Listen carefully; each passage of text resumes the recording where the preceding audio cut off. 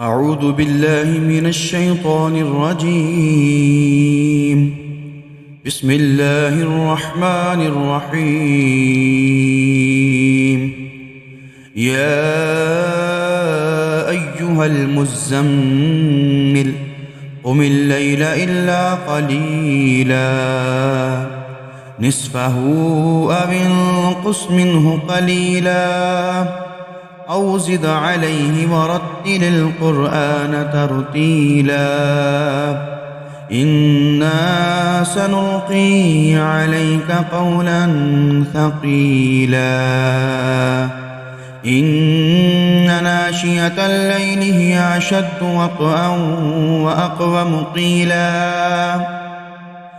إن لك في النهار سبحا طويلا واذكر اسم ربك وتبتل إليه تبتيلا رب المشرق والمغرب لا إله إلا هو فاتخذه وكيلا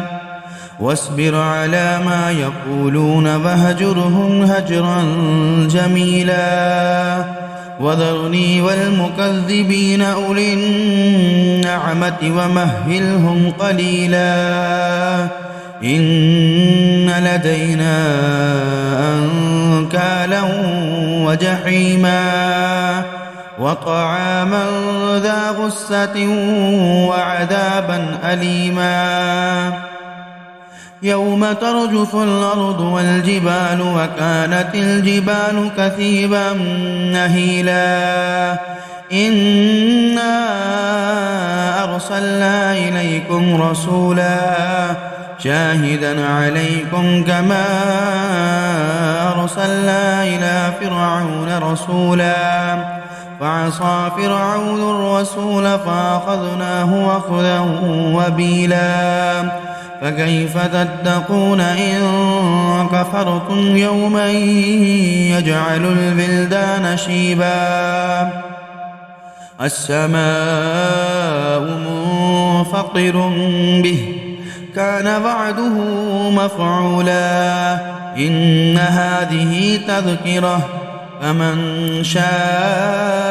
اتخذ إلى ربه سبيلا إن ربك يعلم أنك تقوم أدنى من ثلثي الليل ونصفه وثلثه وطائفة من الذين معك والله يقدر الليل والنهار علم أن لن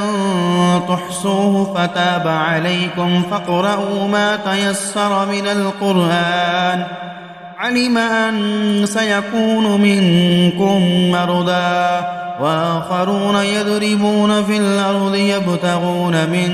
فضل الله وآخرون يقاتلون في سبيل الله فاقرؤوا ما تيسر منه وأقيموا الصلاة وآتوا الزكاة وأقرضوا الله قرضا حسنا وما تقدموا لأنفسكم من خير تجدوه عند الله هو خيرا وأعظم أجرا واستغفروا الله إن الله غفور رحيم